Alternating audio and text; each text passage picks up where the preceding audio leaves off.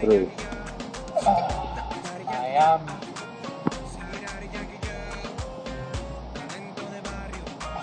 Qué deliciosa esa Coca-Cola. Ah, mi teléfono. ¿Aló? Sí, dímelo. What? I'm going to Congress? No way. You serious? I'll be right there as soon as I can. Before I go to Congress, though, I gotta get paid.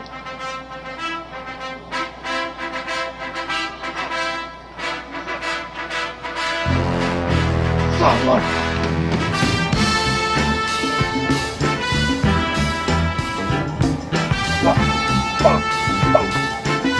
Two. I think it's time to go. Let's do this.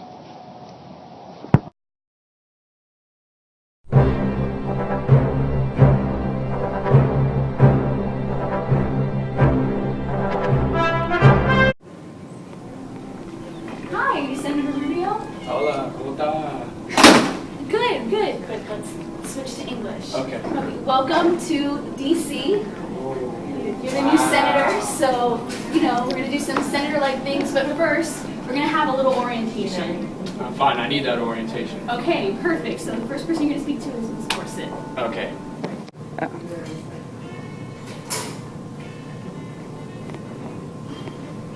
Excuse me? Are you Marco Rubio? Hola, ¿cómo está? Hello. Okay. Nice to meet Yeah, you. my bad, good morning. Okay, I'm here to tell you about Washington and all the things we're going to be doing. I'm here to help you out. As you can see, here we have all the pictures of our former presidents. Ooh, wow. Here to inspire you in your lawmaking, in your legislation. Come here. Let's sit down and have a talk. Okay. Okay, so Marco Rubio. We'll start off with the House of Representatives. Sounds good. Okay, the House works a little bit differently from the Senate because, it's 4 times larger. That means that, you have to have more rules so things can get done given the larger amount of people. And, but we're first going to talk about how those people are organized. Mm-hmm. 1 second.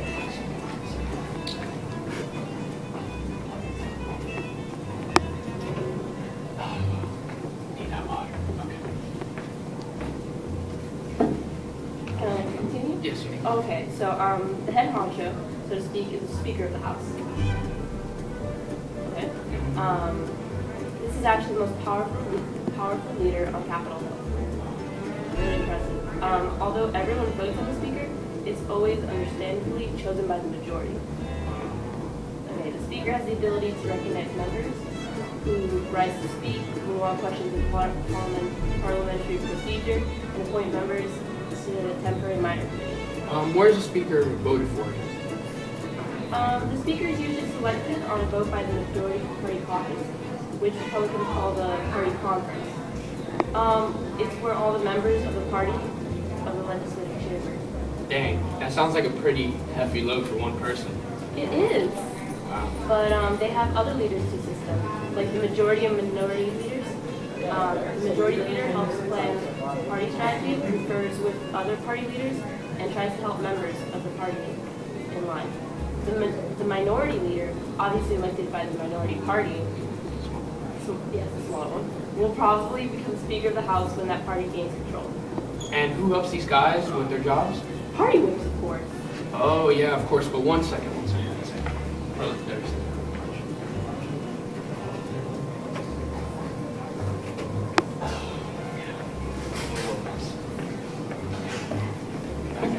Mr. Marco Rubio, we also have to talk about the House Rules Committee, which is usually the most powerful committee in either chamber. For the House, the Rules Committee decides the rules of the floor, debates of legislative issues, and sets limits on the number and kinds of floor amendments that will be allowed. So they basically set when enough is enough. Basically. The committee can also delay consideration of bills by refusing to grant a rule. A closed rule prohibits amendments altogether and provides that only members of the committee reporting the bill may offer amendments. An open bill, obviously, is basically the opposite and permits debate. Interesting. It's- Wait. Oh, okay.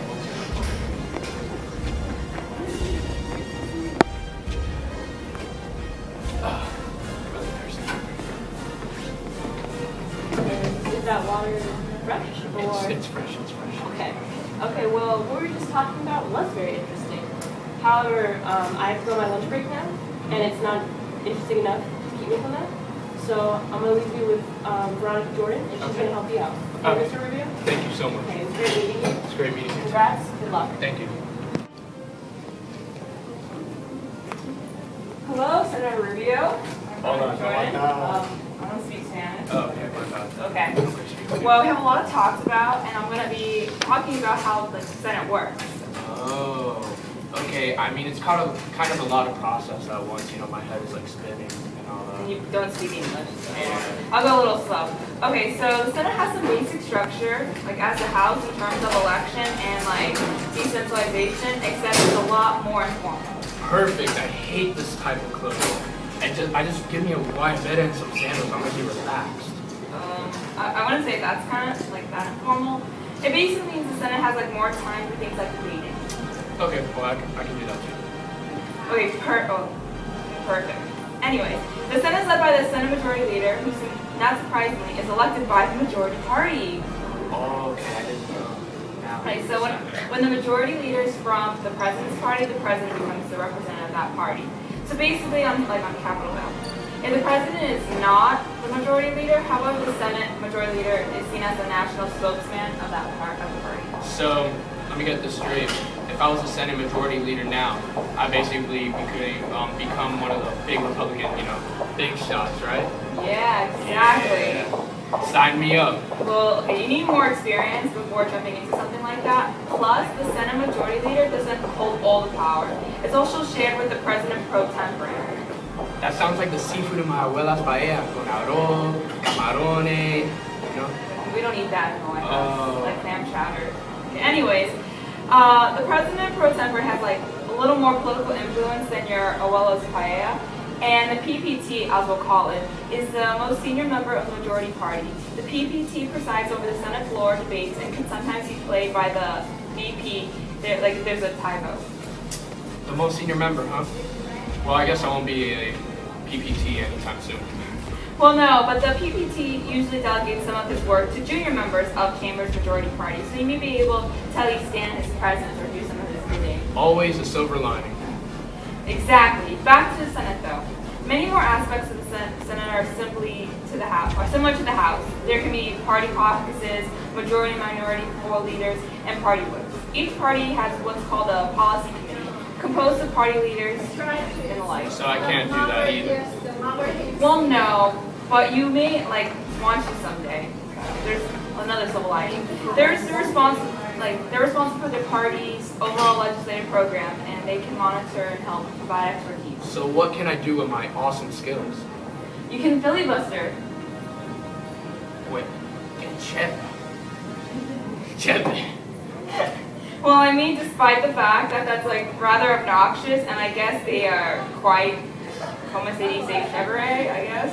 I mean, if you find having the power to delay Senate proceedings by holding the floor continuously, I guess that's kind of chévere. I definitely do. I saw Mr. Smith goes to Washington. Yeah, I was in your class. What? It's nice meeting you, sir. Well, I have to do some other things. Okay, thank you so much. You're welcome. Have a good day. You too. Hi again, Mr. Rubio. Hi, nice to meet you. Oh, wait, one second. Real thirsty. Oh, yeah. Okay. I'm sorry, the water here is just delicious. You're just a little parched. Yeah. Okay. Well, I'm glad you're all nice and, not thirsty anymore because Mr. Rubio, just want to say really quick congratulations on your new position, and we have one more thing to talk about for your orientation. Okay, I'm up for it. It's good because you don't have a choice.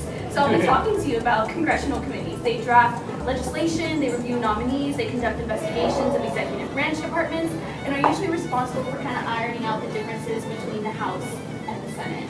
Man, that's a lot of work.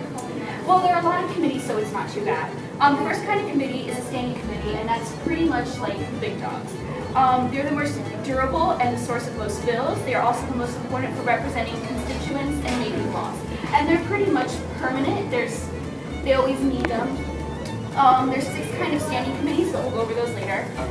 So then after that, you have the special or select committees, and those are basically created either long-term or short-term for just one type of issue. Like there was one created after 9/11, for example. And they rarely author legislation.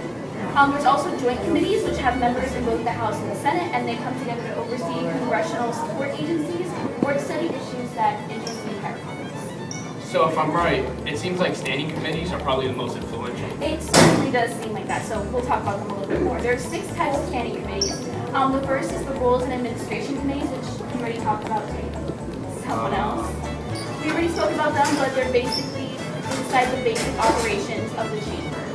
They are the most influential committee, right? They are. The second is the Budget Committee, which is the permanent standing committee, and there's one for both houses, and they basically decide what the budget is. And kind of all the committees go on what they have to say. I bet they are working hard right now. Tell me about it. The next is the authorizing committees, which pass laws that tell the government what to do. They also look at programs about to expire and they can renew it. And then after we have the Appropriations Committee, which determine how much will be spent on specific government programs. These are a lot of committees, and a lot have to do with finance. Well, this is the perfect segue into our next committee, the Revenue Committee. This deals with raising money for government programs, and therefore it deals with taxes, Medicare, and Social Security. It's an extremely influential committee. And the last one?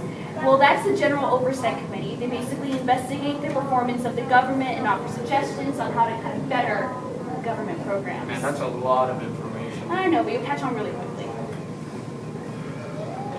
You're probably wondering how they're even selected. Well, yeah, how are committees even selected?